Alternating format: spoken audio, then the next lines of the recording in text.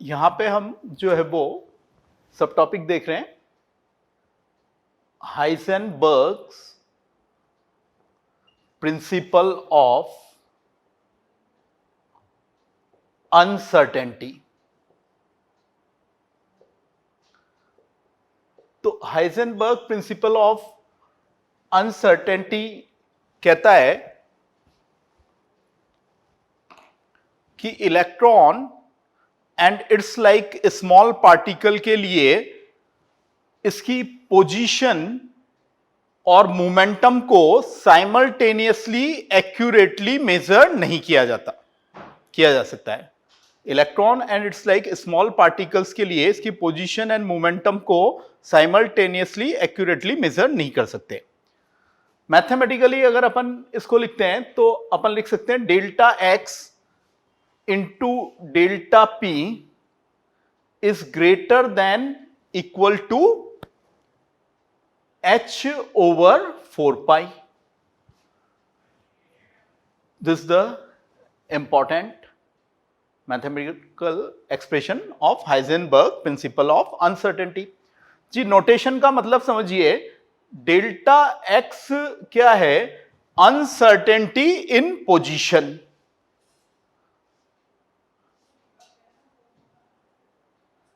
और delta p जो है वो यहां रिप्रेजेंट कर रहा है अनसर्टेनिटी इन मोमेंटम को। तो क्वेश्चंस के लिए हम इसमें इक्वल का साइन ले लेंगे और लिख सकते हैं delta X into delta P equal to H over 4 pi. यहां पे एच जो है वो प्लैंक्स कांस्टेंट है जिसकी वैल्यू होती है 6.62 into 10 to the power minus 34 joule into second. तो ये भी याद रखिए कि h बाय 4 पाई है यहां पे, तो 2 पाई नल है। जैसे बोर्स मॉडल में MVR is equal to NH over 2 pi आ रहा है, यहां पे ये 4 पाई आ रहा है। अब इसी का एक फॉर्म अपन और बनाते हैं कि अनसर्टेनिटी इन मोमेंटम को हमने ऐसे लिख लिया m delta v delta p को, और ये यहां पे है h ओवर 4 पाई। जी इसे रीअरेंज कर लें तो delta x into delta v, ये मेरा क्या हो गया? h ओवर 4 पाई m।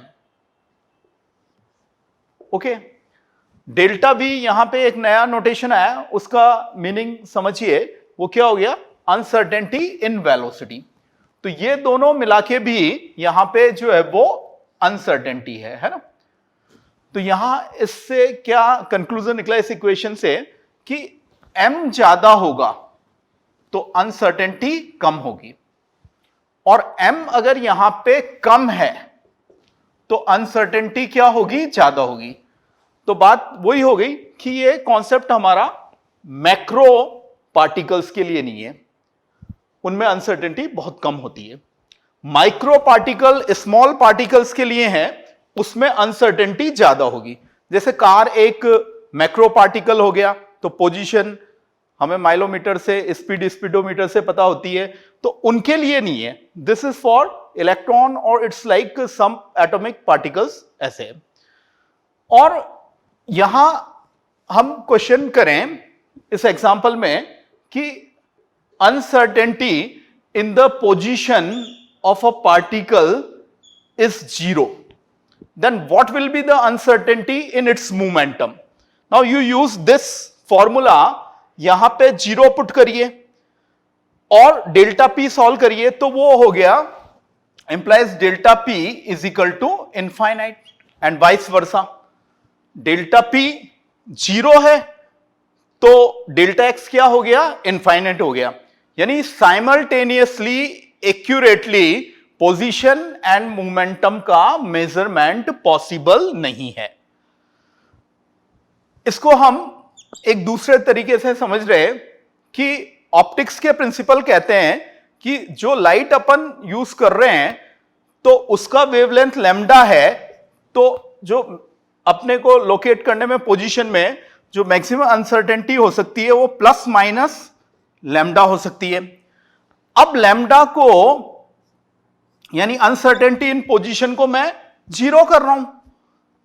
अगर मैं इसको जीरो कर रहा हूं तो इसका मतलब यह है कि मैंने बहुत हाई एनर्जी वाला लाइट फोटोन यहां पे यूज किया है, ये एनर्जी बहुत हाई हो जाएगी और ये जब लाइट उस पार्टिकल से कोलिजन करेगी तो उसका मोमेंटम चेंज होगा ही सही, यानी वो एक्यूरेटली मेजर नहीं हो पाएगा। यूनिट पे गौर करें, जैसे एच की यूनिट जूल इनटू सेकंड होती है, तो हम यहां पे क्या अदर फॉर्म इस इक्वेशन की बना सकते हैं? बिल्कुल बना सकते हैं। जैसे ये डेल्टा एक्स है और डेल्टा पी को हम क्या लिख सकते हैं, जो है वो एफ डेल्टा टी है ना। जो फोर्स है वो क्या है? Delta P over delta T. तो डेल्टा पी क्या हो गया? F into delta T. ये इक्वल टू मेरा इस इक्वेशन में है एच ओवर 4 पाई। तो यहां मैं इसे लिख सकता हूं delta E into delta T, uncertainty in energy, और ये मेरा हो गया uncertainty in time is equal to H over 4 pi. अब इस बॉक्स में जो फॉर्मूला आया इसका यूनिट एनालिसिस करें तो एच की यूनिट जूल इनटू सेकंड है और डेल्टा ई जूल में है और टाइम सेकंड में है, तो एलएचएस और आरएचएस में दोनों में हमारा यूनिट सेम आ रहा है। Now we are doing some numerical problems based on Heisenberg principle of uncertainty. तो इसमें हमें इन्हीं इक्वेशंस को यूज करना होगा, यूनिट्स का ध्यान रखना होगा, और जो है या तो आपसे डेल्टा एक्स पूछ लेंगे, डेल्टा वी पूछ लेंगे, मतलब फॉर्मूले में बाकी सारी वैल्यूज दी होंगी और एक टर्म आपको उसमें जो है वो अननोन होगा। तो here this example says a golf ball has a mass of 40 gram.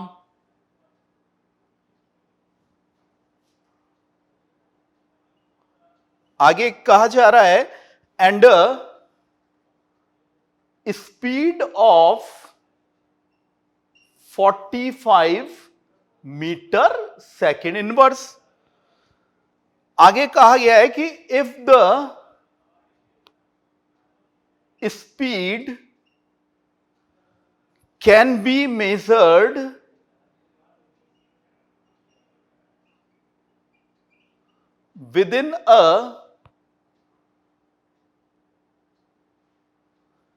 within accuracy of 2%,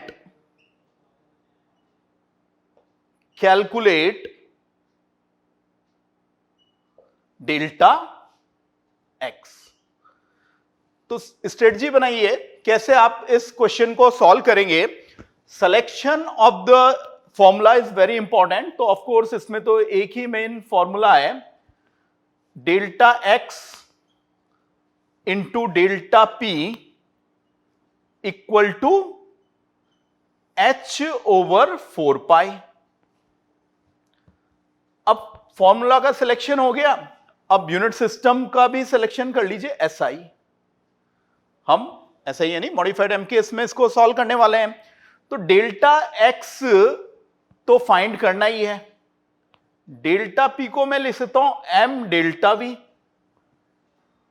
H का वैल्यू यहां प्लग इन करते हैं प्लैंक्स कांस्टेंट का 6.62 इंटू 10 टू द पावर -34। पाई का वैल्यू हमें याद है ही सही, और मास 40 ग्राम, इसको मैंने कन्वर्ट कर लिया यहां पे केजी में। Delta we, now see how I am putting the value of delta we. मेरे को यह कहा गया है कि ये विद इन एक्यूरेसी ऑफ 2% है, तो अनसर्टेनिटी इन वेलोसिटी क्या हो गया 45, तो एक्चुअल वेलोसिटी है इसका किस रेंज में है 2% की लिमिट में है अनसर्टेनिटी, तो इसका 2% कर लो. Then on solving we will be getting the answer. Now let's see the next example based on this Heisenberg principle. What this example says is like this: a microscope using suitable photons is employed to locate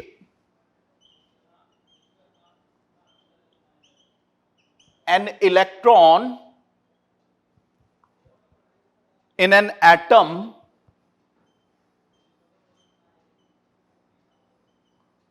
within a distance of 0.1 angstrom.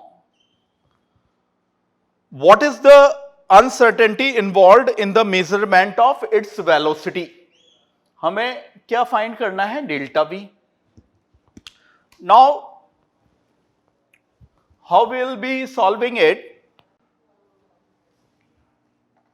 Again the same formula we are using.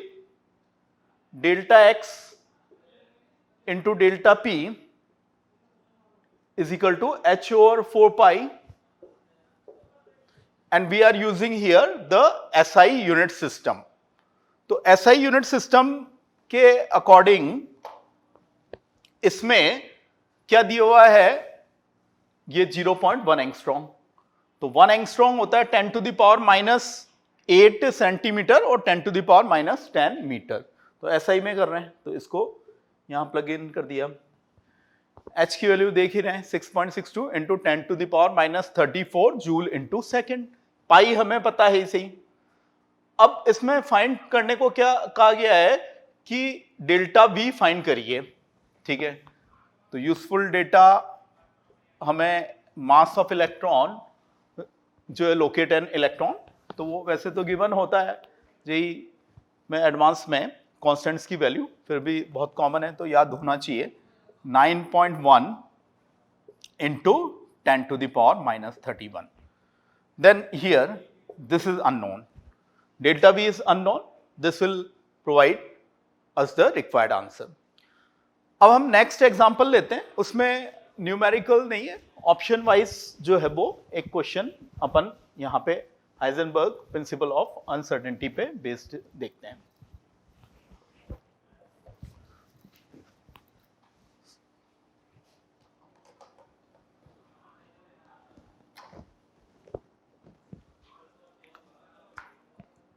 What is asked in this question?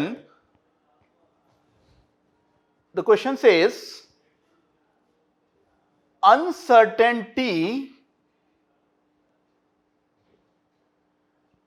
in position is twice the uncertainty in momentum.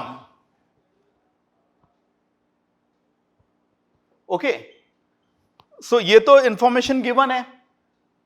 और finally क्या पूछा है? Uncertainty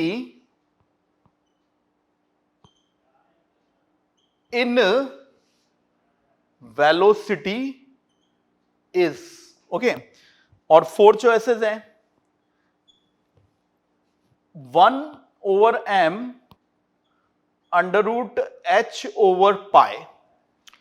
B में है 1/2m √h over pi. C option में हमें दिया हुआ है क्वेश्चन में 1/2m √h/2 और डी ऑप्शन दिया हुआ है h/4m। तो डायरेक्ट कॉन्सेप्चुअल ही क्वेश्चन है, इक्वेशन सेलेक्ट करिए, that is the strategy here to solve the question. तो वो हाइसेनबर्ग की हमने इक्वेशन जो है वो यहां सेलेक्ट करिए, इज इक्वल टू h/4 अब क्वेश्चन की इंफॉर्मेशन को इसमें पुट करिए और जो आपसे मांगा जा रहा है उसको फिर जो है फाइंड आउट करिए। अनसर्टेनिटी पोजीशन, ये डेल्टा एक्स दिया हुआ है, twice the uncertainty in momentum, तो इसकी जगह 2 डेल्टा पी आप यहां पे पुट कर दीजिए। अब क्या होगा कि यहां पे जो है वो इसको इधर ले जाते हैं, डेल्टा पी स्क्वायर बचा और ये 2 इधर ले गए, तो ये यहां पे क्या हो गया h/8π और डेल्टा पी की जगह मैं क्या लिख सकता हूं, m² delta V whole square. Find तो मेरे को डेल्टा वी ही करना है, तो इससे डेल्टा वी का स्क्वायर यहां पे क्या हो गया h/8πm²। तो निकालना डेल्टा वी है, तो इसका अंडर रूट लिया, h/8πm²। अंडर रूट 8 क्या होता है 2√2, m बाहर आया और ये जो है वो रूट में ही रह गया, तो सी चेन्नई, सी इज द करेक्ट आंसर।